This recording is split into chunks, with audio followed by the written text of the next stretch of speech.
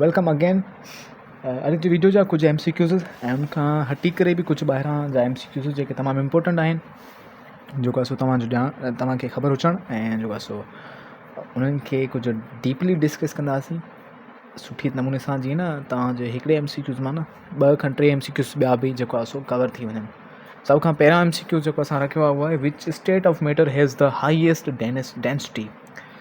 जेके फॉलोइंग असां ऑप्शन्स ॾिना आहिनि इन्हनि मां छा ॿुधाइणो आहे त कहिड़ी स्टेट ऑफ मैटर आहे जंहिंमें तमामु घणी डेंसिटी हूंदी आहे। पाण वीडियो में जेको आहे डिस्कस करे आयासीं त डेंसिटी छा हूंदी आहे, ठीकु आहे। डेंसिटी सिंपली अगरि मां हिन दफ़ो ॿीहर डिस्क्राइब कयां त डेंसिटी चवंदो आहे मास पर वॉल्यूम खे। कंहिं बि ख़ासि क़िस्म जे कंहिं बि वॉल्यूम में पाण पार्टिकल्स ॾिसंदासीं त केतिरा मौजूदु आहिनि अंदरि। कंहिं ख़ासि वॉल्यूम में पार्टिकल्स अगरि वधीक आहिनि त मीन्स उनजी डेंसिटी वधीक आहे, मीन्स उनमें घटाइण वधीक हूंदी। अगरि पार्टिकल्स घटि आहिनि यानी कि मास घटि आहे त उनजी जेको आहे डेंसिटी हूंदी उहा घटाइण उहा तमामु घटि हूंदी। मीन्स डेंसिटी चवंदा आहियूं पाण घाटे हुजण खे, ठीकु। सो हेठनि मां कहिड़ी स्टेट आहे जेका तमामु घाटी आहे, हाईएस्ट डेंसिटी आहे उनमें। सो नंबर 1 ऑप्शन आहे असां वटि सॉलिड स्टेट, नंबर 2 आहे liquid, number 3 one is gas and number 4 यानी कि D इज़ प्लाज़्मा। हाणे नंबर प्लाज़्मा खे अगरि पाण डिस्कस कयूं था, पर प्लाज़्मा जे लाइ हिकिड़ो जेको आहे सो MCQs आहे उनखे पाण डीपली उनमें डिस्कस कयूं था। गैस खे ॾिसूं, गैस में जेके पार्टिकल्स हूंदा आहिनि उहे तमामु घणो परे हूंदा आहिनि हिक ॿिए खां, है न। उन्हनि जे विच में गैप्स हूंदा आहिनि, खोड़ सारियूं स्पेसिस हूंदियूं आहिनि। वरी अगरि उन्हनि जी भेट में पाण लिक्विड खे ॾिसूं त उहे वरी थोरो नज़दीक हूंदा आहिनि गैस पार्टिकल्स खां। मीन्स अगरि लिक्विड खे ॾिसूं था त गैस वारो त डेंसिटी उन्हनि में पाण घटि नज़र थी, लिक्विड में वधीक नज़र थी। अॻिते हलूं था नंबर 1 यानी नंबर A सॉलिड खे अगरि ॾिसूं था त इन्हनि में जेका डेंसिटी आहे उनमें जेका पार्टिकल्स उहे तमामु घणो नज़दीक हूंदा आहिनि हिक ॿिए जे। ऐं हिननि ॿिन्हिनि जी भेट में लिक्विड ऐं गैस जी भेट में सॉलिड में जेके पार्टिकल्स आहिनि उहे तमामु डेंस आहिनि, त इन्हनि जी डेंसिटी जेका उहा सभिनी खां वधीक लॻे थी पई, जेका पाण हिन में ऑब्ज़र्व कयोसीं पिए। सो त बहितरीनु जेको आंसर हूंदो, जेको बेस्ट आंसर आहे, जेको सही जवाबु आहे, it will be solid. Solid में सभिनी खां वधीक डेंसिटी हूंदी आहे। जॾहिं बि तव्हां MCQs क्रैक करण जी कोशिशि कंदा पिया हूंदो त U have to go through all the जेको आहे सो MCQ जेको आहे सो ऑप्शन्स न, तव्हांखे सभई ऑप्शन्स ॾिसणा आहिनि ऐं सभिनी ऑप्शन्स लाइ सोचणो आहे त छा हीअ इन सां मैच थी सघे थो। अगरि उहो हा लॻे थो तव्हांखे त तव्हां सेकंड खे पढ़ो, अगरि उहो लॻे थो त पोइ इन सां मिलाए करे ॾिसोसि C ऐं B सां। अगरि उनमें कोई विन करे थो त उनखे थर्ड सां वञी करे मिलाए ॾिसो। अगरि उन्हनि मां कोई जेका शइ तव्हांखे बचे थी त उनखे तव्हां टिक कंदा पवंदा। कॾहिं कॾहिं छा लॻंदो आहे पाण खे हिकिड़ी शइ ॾिसंदा आहियूं, हाणे अगरि हे सॉलिड न हुजे हा त हिते पाण खे हाईएस्ट डेंसिटी कंहिंमें नज़र ईंदी, लिक्विड्स में ईंदी। एक्ज़ैक्टली गैस जेका हूंदा उनमें डेंसिटी घटि हूंदी आहे, पोइ पंहिंजो सही ऑप्शन लिक्विड हूंदो। अगरि पाण गैस ऐं लिक्विड खे भेट करे ऑप्शन कढंदासीं त पंहिंजो लिक्विड सही ईंदो। पोइ जेकॾहिं सभिनी ऑप्शन खे पाण सही पढ़ंदासीं ऐं पोइ हिकिड़ो कढंदासीं पिया त पोइ पाण खे न सही तरह सां ख़बर पइजी वेंदी आहे ऑप्शन्स जी सही जवाब जी, ठीकु। नंबर 2 ते असांजो ऑप्शन जेको आहे सो सुवालु रखियलु आहे उहो आहे त which of the state of matter has a variable shape. हेठनि में कहिड़ी स्टेट आहे जंहिंजो वेरिएबल शेप आहे, बट हिते ख़तमु न आहे, but has a constant volume. अहिड़ी स्टेट ऑफ मैटर जंहिंमें वॉल्यूम कॉन्स्टेंट आहे पर उनमें जेको शेप आहे उहो वेरी करे थो पियो, तब्दील थिए थो पियो। त अहिड़ी स्टेट ऑफ मैटर खे पाण छा सॾींदा आहियूं। हेठां ऑप्शन आहिनि solid, liquid and gas.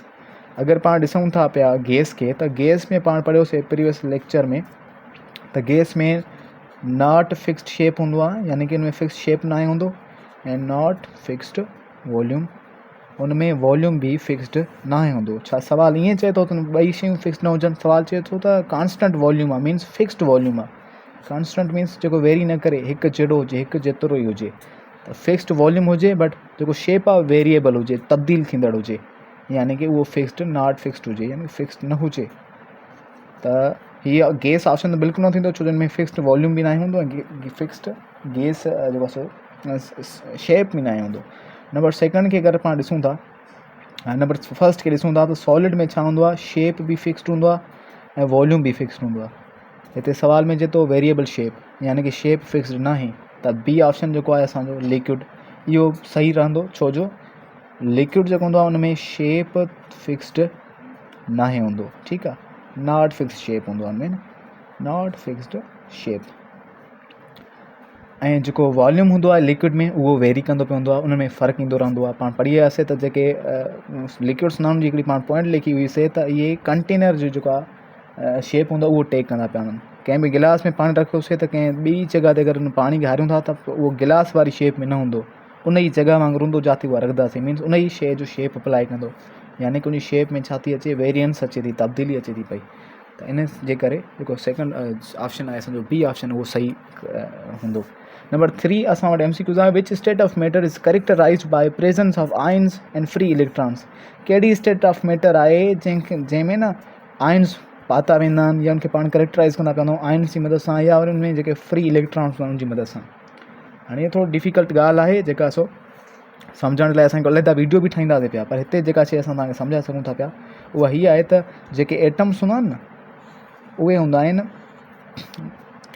Complete, यानी कि उन्हनि में इलेक्ट्रॉन्स जेके हूंदा आहिनि उहे मुकमल हूंदा आहिनि जेतिरा नीडिड हूंदा आहिनि उनखे, ठीकु। जेके नॉर्मल एटम्स हूंदा आहिनि न्यूट्रल एटम्स, पर जेकॾहिं कंहिं एटम जे आख़िरी शेल मां पाण इलेक्ट्रॉन जेतिरी उनखे नीड आहे उहो कढी करे ॿाहिरि सटियूं था पिया, माना जेतिरा उनजे अंदरि प्रोटॉन्स आहिनि ऐं ॿाहिरां ओतिरा न्यूट्रॉन्स न अथसि, इलेक्ट्रॉन्स न अथसि, यानी कि घटि अथसि, या वरी पाण जेको उनमें एड कयूं था वधीक इलेक्ट्रॉन्स ॾियूंसि था पिया, त उहो छा थींदो आहे, आयन्स बणिजी वेंदो आहे उहो, यानी कि उनजे मथां हिकिड़ी चार्ज अची वेंदी आहे पॉज़िटिव, या वरी उनमें जे मथां नेगेटिव चार्ज अची वेंदी आहे, यानी कि उहो एटम न्यूट्रल न रहंदो, उनजे मथां हिकिड़ी चार्ज हूंदी आहे। ऐं उहा चार्ज इन जे लाइ हूंदी आहे छो जो उनजे अंदरि जेके प्रोटॉन्स हूंदा आहिनि ऐं उनजे ॿाहिरां जेके शेल्स में इलेक्ट्रॉन्स हूंदा आहिनि उहे उन्हनि जो नंबर उनमें डिफरेंस हूंदो आहे, उहो डिफर कंदो पवंदो आहे, हिकु जेतिरा इलेक्ट्रॉन ऐं प्रोटॉन न आहिनि हूंदा।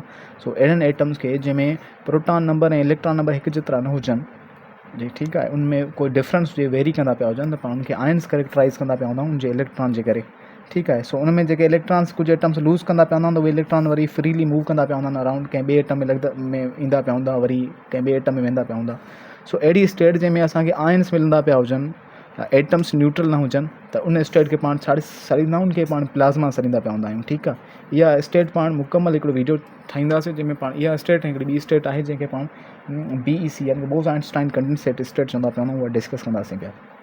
बाक़ी सॉलिड में जेके हूंदा आहिनि एटम्स और मॉलिक्यूल्स हूंदा आहिनि लिक्विड्स में एंड गैसिस में बि। हाणे जेका हे प्लाज़्मा स्टेट आहे न, इहा गैस खां मथां वारी स्टेट हूंदी आहे, यानी गैस जे पार्टिकल्स खे अगरि पाण गरम कयूं था पिया त उहे हीट अचण जे करे जेके एटम्स हूंदा उहे पंहिंजे आख़िरी शेल वारा वैलेंस इलेक्ट्रॉन्स ॿाहिरि कढी छॾींदा पिया हूंदा आहिनि, जंहिंजे करे उनजे मथां चार्ज अची वेंदी आहे ऐं पोइ उहे आयन्स में तब्दील थींदा आहिनि। ऐं अहिड़ी स्टेट ऑफ मैटर खे जंहिंमें आयन्स पाता वञनि था उनखे पाण प्लाज़्मा स्टेट चवंदा पिया हूंदा। Number 4th one is when a solid change to a liquid the process is called। जॾहिं बि कोई सॉलिड लिक्विड में, सुभाणे जे वीडियो लेक्चर में पाण सभई प्रोसेस सम्झंदासीं डीपली, ऐं हीअ MCQ जेको आहे सिर्फ़ु न थोरो सुठे तरह सां मालूमात जे लाइ असां ॾिनोसीं तव्हांखे। सॉलिड खे अगरि पाण लिक्विड में तब्दील कयूं था पिया, बर्फ़ खे मीन्स पाणी में तब्दील कयूं था पिया, त उहो प्रोसेस छा सराइबो आहे, त जॾहिं बि काई शइ सॉलिड हुजे ऐं उनखे पाण लिक्विड में तब्दील कयूं था हीट ॾेई करे, पाणी थी रही आहे, उहा पाणी वांगुरु थी रही आहे, रिझी रही आहे, त उन प्रोसेस खे पाण मेल्टिंग सॾींदा पिया हूंदा आहियूं। ऐं कंडेंसेशन एवापोरेशन छा खे चयो वेंदो आहे, कंडेंसेशन चवंदा पिया हूंदा आहियूं कंहिं बि गैस जो वरी वापसि लिक्विड में अचणु, मीन्स गैस आहे उनखे पाण कंप्रेस जेको आहे सो कयूं था पिया, उनजी जो टेम्परेचर घटायूं था पिया त उहा छा में अची वेंदी, लिक्विड फॉर्म में अची वेंदी। त पाण इन प्रोसेस खे कंडेंसेशन चवंदा आहियूं। ऐं एवापोरेशन चवंदा आहियूं कंहिं बि वाटर जो गैस में यानी कि वेपर्स में तब्दील थी वञणु, ठीकु आहे, वेपर्स में तब्दील थी वञण खे पाण एवापोरेशन चवंदा पिया हूंदा आहियूं, ठीकु आहे। अच्छा, इहे शयूं जेके आहिनि सुभाणे जे लेक्चर में पाण मुकमल तौर ते डिस्कस करण वारा आहियूं। ऐं उनखां बाद लास्ट MCQs नंबर 5th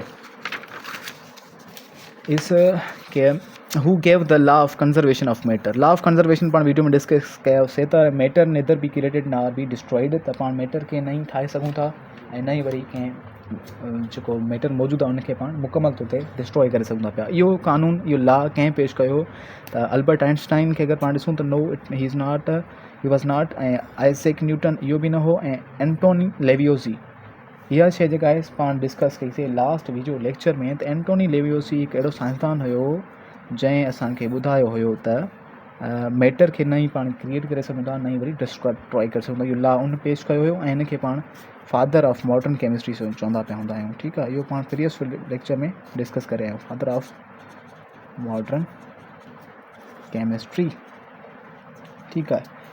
अच्छा, अल्बर्ट आइंस्टाइन छा कयो, हिन थ्योरी ऑफ रिलेटिविटी जेको आहे सो उन ॾिनी हुई थ्योरी ऑफ रिलेटिविटी, ठीकु आहे। ऐं आइज़ैक न्यूटन कि ग्रेविटी जो डिस्कवरर आहे, फोर्स वग़ैरह जा काफ़ी सारा इन जा जेको लॉस वग़ैरह लिखियल आहिनि, 3 लॉज ऑफ मोशन जेके आहिनि उहे न्यूटन्स जा लिखियल आहिनि। इन खां बाद विल्बर्ट स्नेल इन जा स्नेल्स लॉ पाण पढ़ंदासीं अॻिते हली करे।